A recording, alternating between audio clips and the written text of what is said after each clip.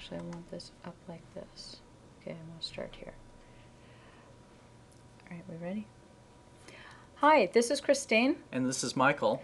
And we're going to be talking today about how to use Latent GOLD 4.0 to do latent class cluster analysis. Before we start showing you that, why don't we find out where you can get Latent GOLD and the demo that we are going to be showing you today. Now, I have used Google search using Latent GOLD as my search terms, and this is the results that I see here. And I'm going to click here on Statistical Innovations Home. And when we do, we go to the website for Statistical Innovations. They are the makers of Latent GOLD. So we can click on Latent GOLD right here to bring up the part of the page regarding Latent GOLD. And you can see here that you can download a free demo copy of Latent GOLD. So you can do this tutorial that we're going to be doing. In fact, right here, this tutorial 1, we're not going to click on that. It's a PDF file. But this is the tutorial that we're going to be going through. So we hope that you'll download that, download a copy of Latent GOLD, and follow along with us as we take this through and introduce you to Latent GOLD. Alrighty, so now that we've seen where we can get Latent GOLD, why don't we get into this? And the first thing you want to know about any package is how do you get data into it? Well, with Latent GOLD you have several options, including bringing your data in as an ASCII file or as an SPSS data file. We're going to use an SPSS data file today for our examples, and we have that file opened up here in SPSS. So we're going to have a look at this, and these data were collected as part of the General Social Survey in 1982, and a bunch of people were asked a variety of questions during an interview, and we have some of their responses here. And we have here a variable called purpose, and people were asked if they thought the purpose of the survey was good, if it just kind of depends, or if it was a waste of time. People were asked about the accuracy of surveys. Some people said they were mostly true, others said that they weren't true. And then these two variables here were observations by the interviewer, and the interviewer rated whether they thought that the respondent understood the questions, and so they got a rating of good or fair poor, and how cooperative the interviewee was, whether the person appeared to be interested, cooperative, or impatient/hostile. And here we have frequencies, and what this is as you can see, it's got every combination as you move through these four things, cycling through each of their options.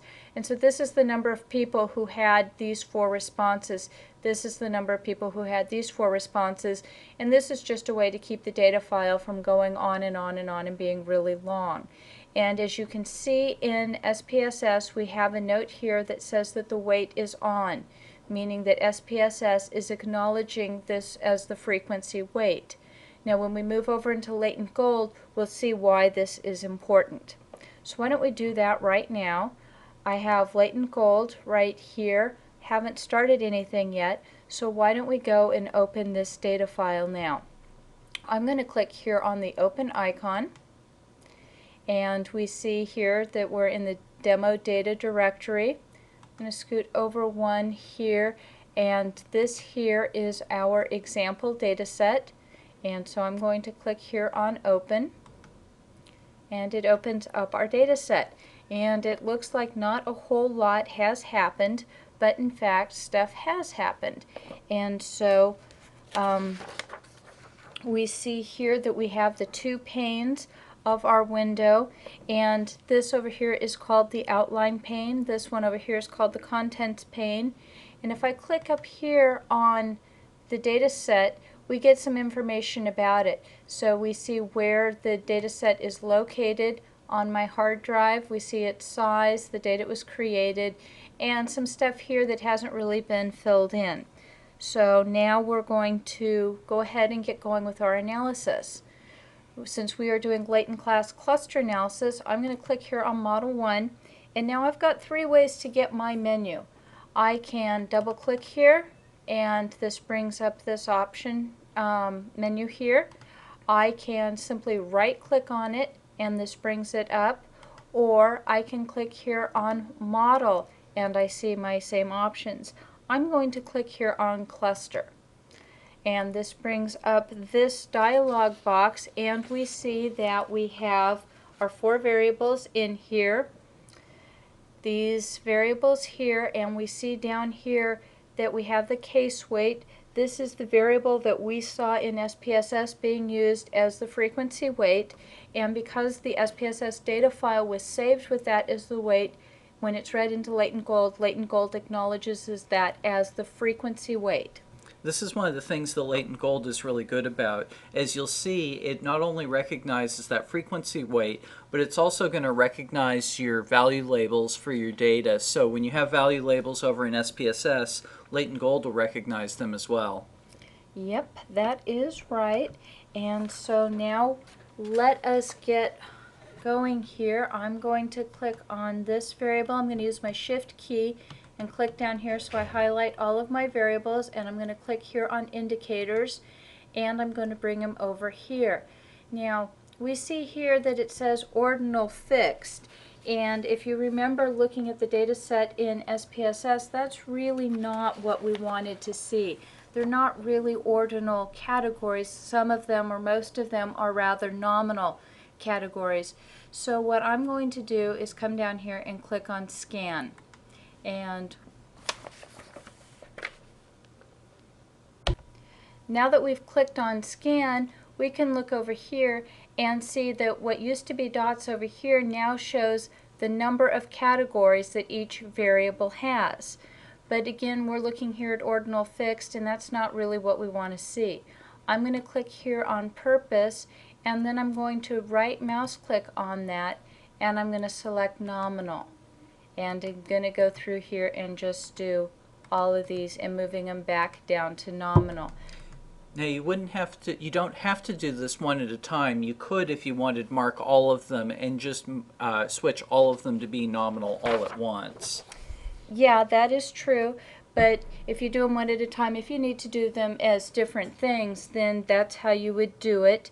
And why is it that we're doing this as nominal? Well, it comes down to an issue of basically distance on the scale. We don't really know how close, good is to not good, and so we're going to use it as a nominal as opposed to a fixed ordinal kind of thing. Now I'm going to double click here on this variable, and it brings up this dialog box, and so we see that we have 3 categories. Here are the labels of the categories, and here are the number of individuals in each of the categories. So this is really interesting because you can see that 1,000 of the people were believed to be interested in the interview. 159 were assessed to be merely cooperative, whereas 35 were deemed to be actually impatient or hostile. Not too many of them were impatient or hostile. Yeah.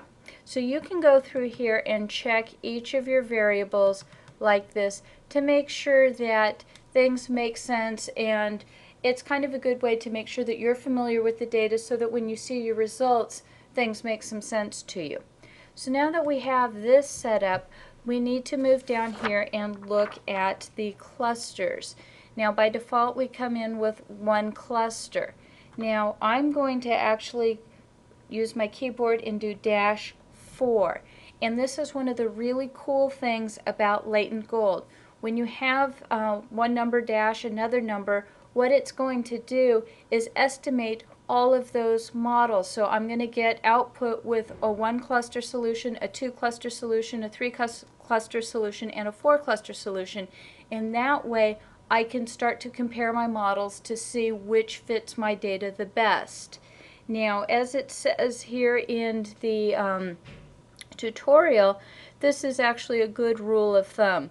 If you don't really know where you want to start off with 1 to 4 clusters and see how things go, and then based on those results you can decide if you need to add more clusters or whatever else you need to do. Now before we start estimating this model, I want to take a moment and look through some of these other tabs that we have up here at the top just to see what's here. If I click here on Advanced, we see that we have stuff for survey elements. So if we had a strata variable, if we had a PSU variable, this is a sampling weight. This is different from the weight that we saw on the previous tab. This is actually a probability weight. And Or sometimes people might call it a P weight. you might call it a P weight. It goes by a variety of names, but this is very different from a frequency weight. This does not tell you how many observations have whatever particular pattern. And this here is the population size in case a finite population correction factor needs to be calculated. So we have stuff like this. So this is great. It seems like this is able to analyze what we talk about of data that came from sort of a survey sampling situation. Absolutely. So I'm going to click here on Model, and we see here that we have all of the effects included, which is what we want. In other cases, maybe that is not what you want. And we see down here that our factor effects are independent. We'll click here on residuals, and we could get residuals for any of these categories if we wanted. Under class prediction, we can look over here to see if we have known classes or anything like that. Output, we have a wide variety of things that we could select, and later on we will make a different selection from the default, but these are some of the options that you see. And finally, under the technical tab, we see some other options here that maybe you need to modify at some point. The Bayes constants occasionally need to be modified. The number of iterations occasionally needs to be modified. And here we have start values for setting the random seeds. Right here, in case you need to reproduce bootstrapped results, you would set the seed so that your results would be reproducible time after time. Now, I wouldn't want you to think that you see all these options and start to think that latent gold is hard to use. We're just giving you a sense of all the choices that you have. For many of the situations, the default choices are going to work great for you. Absolutely. So let's go back here to our variables tab, and let's get down to business here. Let's click on estimate. And we see that all of a sudden we have all sorts of output. What I'm going to do here is come back here and click on the name of our data file. And when we do this, we see that we have some of the summary information for each of the 4 models that was estimated. So here we have the log likelihood. Here we have the BIC. This is the number of parameters. This is the likelihood ratio chi-squared, degrees of freedom, and our p-values. So we have all of these things. Are there any other bits of output that we could see? Absolutely. If we right-click here, we come up with a model summary display. And as you see, these things are checked, and this is what we see up here. But we could check on other things. And what if I wanted to see the BIC for that thing right there?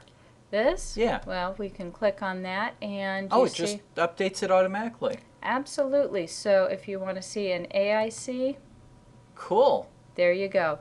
So that's how simple it is to adjust the output to show you exactly what it is that you want to see. All right, let's move on now. So we're kind of at the bottom of page 8 here on the handout? Yeah, it looks like we're at the bottom of page 8. And one last thing that we want to look at here is these p-value things here. Now, we have to stop and think about what is the hypothesis that's really being tested here. The null hypothesis is that there is no difference between the model and the data. The alternative hypothesis is that there is a difference between what the model is predicting and the data. So in other words, what you want is something that is statistically non-significant. You want it to be greater than 0.05, meaning that there isn't a statistically significant difference between what your model's predicting and what the data are doing. So this is one of those funny kind of goodness of fit type hypothesis tests where you're actually hoping for not significance. Absolutely, and we see that we have 2 models here, Model 3 and Model 4. that are statistically non-significant.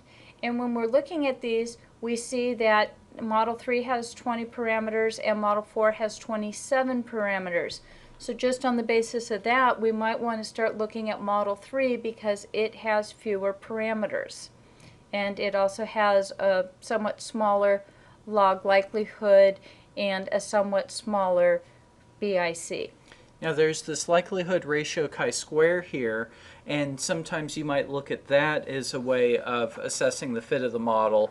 And the way that I like to think about this is smaller is better.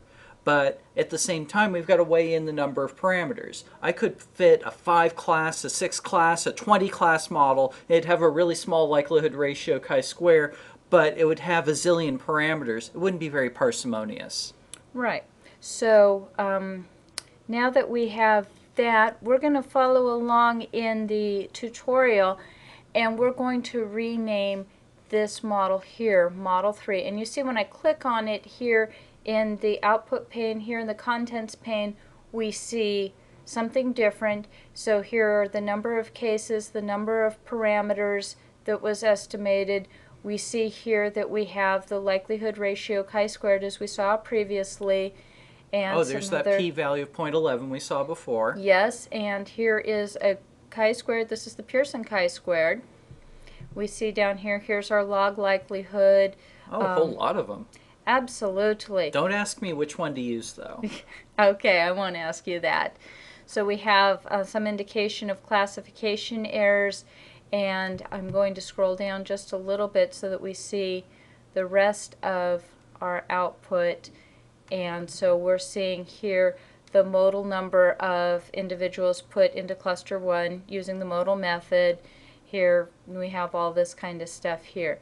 So now that we have that, why don't we come back here and rename this. I'm going to click on this, and pursuant to the tutorial, I'm going to name this 3-class, and that's we're at the top of page 9 right now. Right, and so I'm going to click here, and now we see that I've renamed it as 3-class. And now I'm going to right click on this, and I'm going to come down here and estimate this kind of bootstrap. I'm going to click on this, and we're going to wait for a moment. And we're doing this because the it might be that the likelihood ratio chi-square might not follow an exact chi-square distribution, and this bootstrap method might give us a more accurate way of estimating this statistic. And as we see here, this was the 0.11 that we saw using the likelihood ratio, and here we see that we have a p-value that's slightly larger, almost 0.17, and so that's different than the tutorial. It's broken. It is, isn't it? No, this is because we started with a random seed, so when you run this, you're going to get a slightly different value. When your friend runs it, he's going to get a slightly different value. But what we're seeing is that we still conclude that the null hypothesis cannot be rejected. And if you wanted to get values that were a little bit more consistent, all you need to do is pick more iterations and be a touch more patient than we are. So now that we have that, why don't we come along here, and what do we want to see now? Oh, now we're going to start viewing the output. All right, the maze, the numbers, that is the output here. We have parameters, profile, probability means, and bivariate residuals. We'll go through these kind of slowly and show you what we have here. Now, we see here that what we have are numbers that are actually in the log linear scale. So interpreting these as actual units of log linear, probably not what you want to do. Interpreting these is tough. That is true. We'll get into using probabilities in a little bit that'll make it a little bit easier to interpret. What you can get out of this, though, is kind of the relative weighting or relative kind of the way things are shaking out here.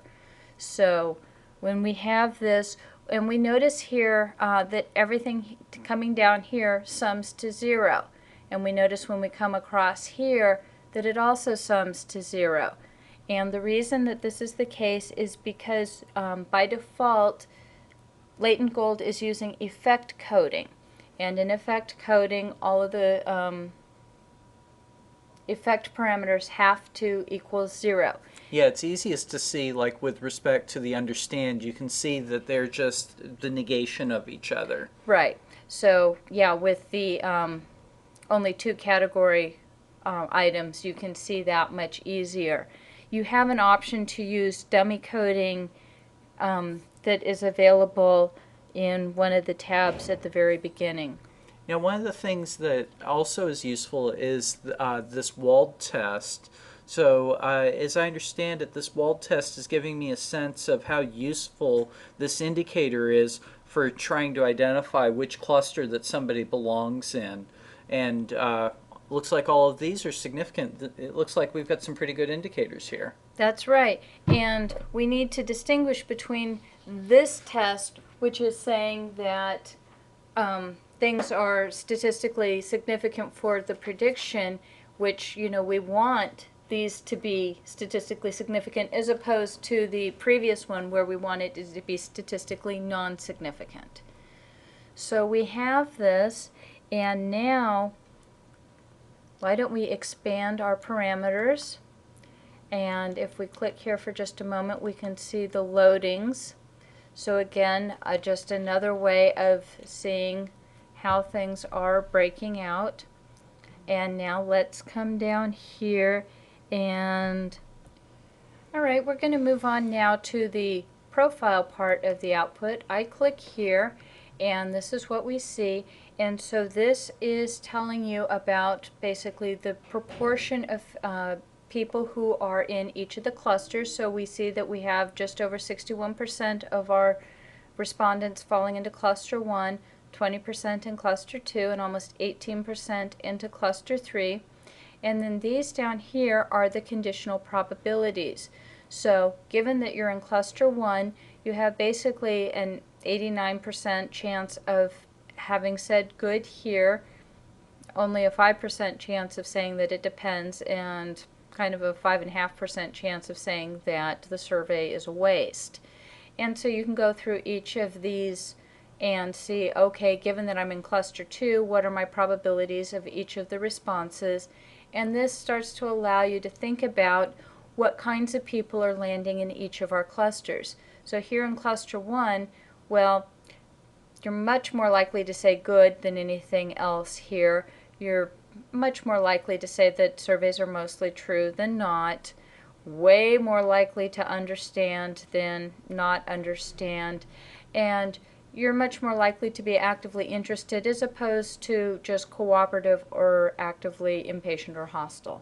Now, by contrast, in cluster 2, that you see that the results with respect to good and mostly true are pretty much the same, but the profile changes with respect to understanding and cooperation. That in cluster 2 that they didn't quite understand as much, and that they were more likely to be viewed as merely cooperative as opposed to being interested. Right, so even though more than half of the people were actively interested, when we look across this way, well, there weren't very many people in cluster 1 who were merely cooperative, and there are relatively more people here who are just cooperative as opposed to actively interested. And now we come out to cluster 3. This is the smallest of our clusters, and we see here that most of the people are ending up in the waste category of purpose, saying that surveys are just a waste of time. And when we come down here, boy, the overwhelming majority, almost 96%, are saying that the surveys are in fact not true. People still understand what's going on here, but there's still way more people who say that, for whom the interviewer said they don't understand, or, their understanding is merely fair if you compare across here. And now, when we come down here, although most of the people are actively interested, look at this. Yeah, 10% of these folks were actually impatient or hostile as compared to the other two clusters. So this third cluster is kind of, I think of them as the cranky cluster, that they think that surveys are a waste of time, they're not true, and they're pretty much kind of, if they're cooperative, or they might be hostile. Right. So that is one way to look at your results. I'm going to expand this profile here and click here. Oh, I love these. These are great. This is such a great graphical representation of what we were just looking at. So you might have even been trying to make one of these graphs in your mind. And Latent Gold is really terrific, allowing you to interact with these. Yes, so let me click here on the icon for cluster 1, and now you see that all of those turned red. If I click here for cluster 2, now we can see what cluster 2 is doing. Same for cluster 3. Now when you're looking along here, you might notice something interesting. Here is your purpose, it's good, it depends, it's a waste. You look at accuracy and all you see is not true, and you look at understand and all you see is this last category. And this is just a default setting in Latent Gold. When there are only two options for a question, it just shows you the second of the options, and we can change that. So And before we do that, I just want to reiterate here that what we're looking at here are the items down here, and what we're looking at is the conditional probabilities. Given that you're in a particular cluster, your probability of having that answer for that item. Right, so I'm going to right click here, and I'm going to drag this over here so that we can see it. And we have the legend. We're showing all of the clusters. I'm going to click here on purpose. I see that all three of my categories are checked, but when I come to accuracy, well, this is unchecked. And if I check it, now you see it's right here and it happens right away. If I click on understand, I can make that change and it happens just as I click on it. This is one of the things that's so cool that it just responds instantly. What if we change this just to be the good category only, and then for the accuracy we make that just the mostly true. So now we can make everything kind of in terms of the affirmative. In fact, maybe even for purpose, let's just keep the good, and then maybe for the cooperative, just keep the interested. So now here we've got kind of profiles with respect to the kind of positive aspects. And you can see, let's click on cluster 3, kind of the cranky cluster here. So the cranky cluster, that they were very unlikely to think that the purpose of surveys were good. They mostly think that they don't think that they're true, that their understanding, while it might be good, that their interest level is the lowest of the three clusters. And likewise, you can read it off for the other clusters. We won't bore you to tears with the whole routine. So those are some of the graphing options that we have. I'm going to close this, and now I'm going to come over here and I'm going to click here on probability means. And this is just another way of displaying the data that we saw previously under the profile. Again, you see the percentage of respondents in each of the clusters, and this obviously does not change, but here we see that the numbers are a little bit different. Because these are kind of row percentages, whereas the other ones were column percentages, where before the percentages had to add up to 100% column-wise. Now the percentages are adding up to 100% row-wise. So given that you thought that surveys were good, what's your probability of landing in each of the clusters? Or let's go to the impatient hostile one. I like that one a lot. So if I was impatient or hostile, I have a 62% probability of being in cluster 3, a 37% probability of being in cluster 2, and almost no probability whatsoever of being in cluster 1. All right, so now that we see how this output works, again, we have some graphical representation of it. I'm going to expand our button here for probability means, and I'm going to click down here on triplot. And we get a graph that looks like this. As with the previous graph, if I click here on the icons off to the side, I can get all of the classifications to light up for whichever question that I'm clicking on. So I can do that.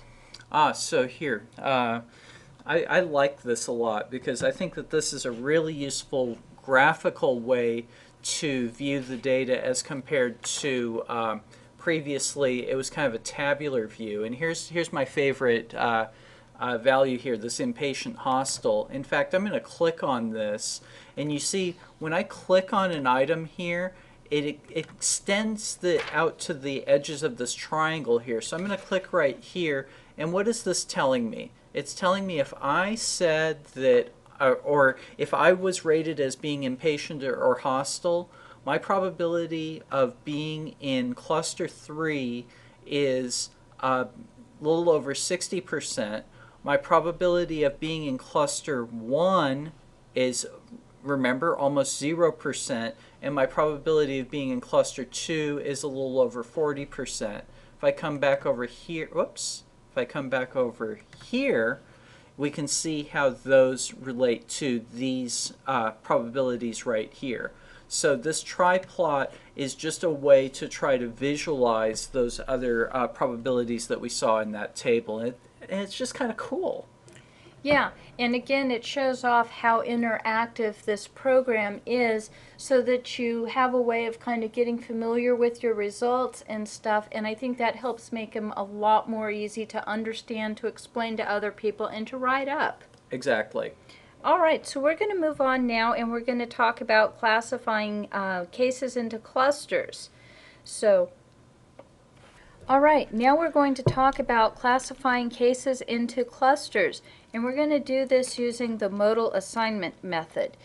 So in order to do this, I'm going to come back up here and I'm going to click on class 3, and now I am going to actually double click on it, and this opens up our dialog box, and I'm going to come over here and click on the output tab.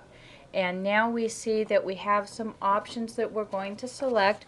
I'm going to click here on our standard classification, and now I am going to click on estimate.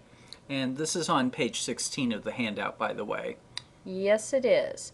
And so here we see model 6, and this is the one that we just did, and now I'm going to come down here and click on standard classification. And when I do that, we see lots of numbers. What does all this stuff mean? Well, what it means is that we observed that 419 respondents had this pattern of responses. Your probability of being in cluster 1, given that, was almost 92%. Your probability of landing in cluster 2 was just over 7%, and your probability of landing in cluster 3 is almost non-existent. So your modal value here is for cluster 1, and so that's what this one means. If you look down here, these people got classified into cluster 2, and we see that the modal value here is for cluster 2. And so that's how you read this table. And that is one way of doing the classification. However, it's not the only way of doing the classification. So what I'm going to do now is click back up here on Model 6, and I'm going to scroll down some so that we can see the classification table. And we see this classification table here. Oh, I see where this thing's going. So it's kind of comparing the modal classification that we saw from that table before with the probabilistic classifications that if we count each person kind of having a fractional classification, you know, they had 90%, so they count 0.9 towards one of the categories, or 10%, they count 10% towards the other categories. They kind of get a fractional membership. And this is kind of a cross-tabulation of the frequencies comparing the modal versus the fractional membership. That's exactly right. And so... And this is talked about better in the handout probably than my little explanation on page 17. Yeah, so anyhow, we do have that. And so really what they're doing in some of the examples, to find out that we have, say, a 61.7% are expected to be in cluster 1.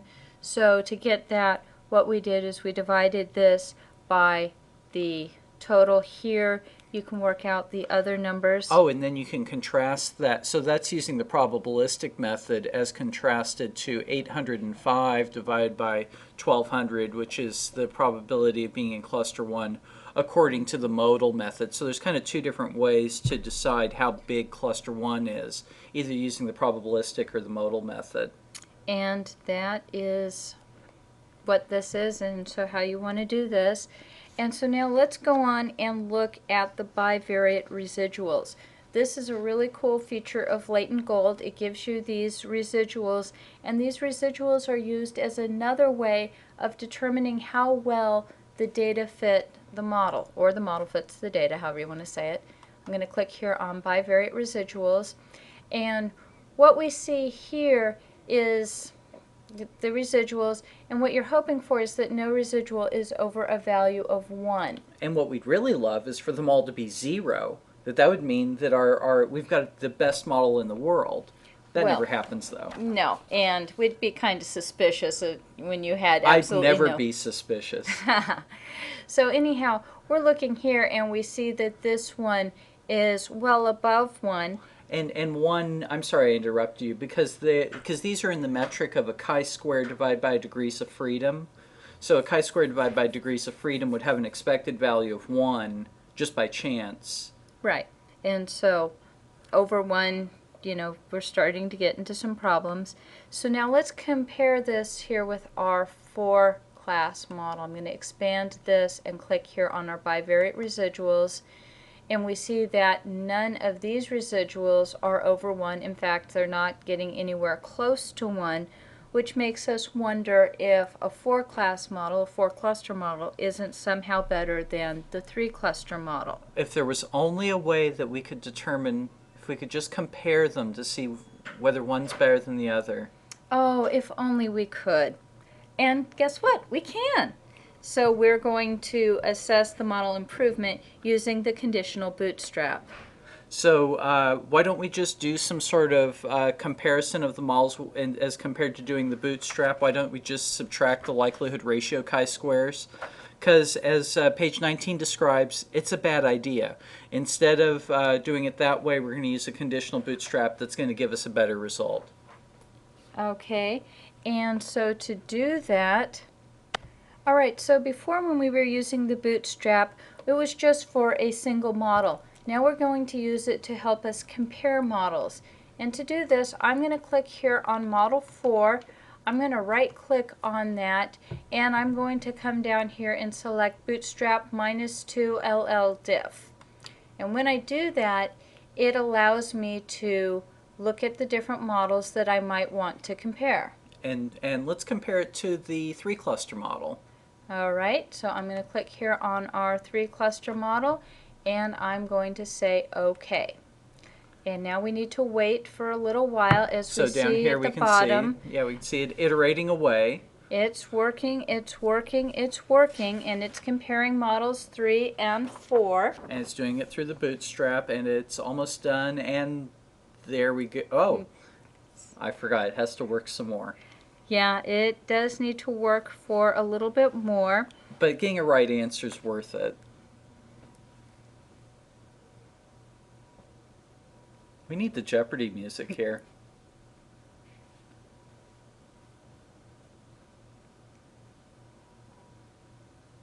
And then a miracle happens. And finally, we get some results.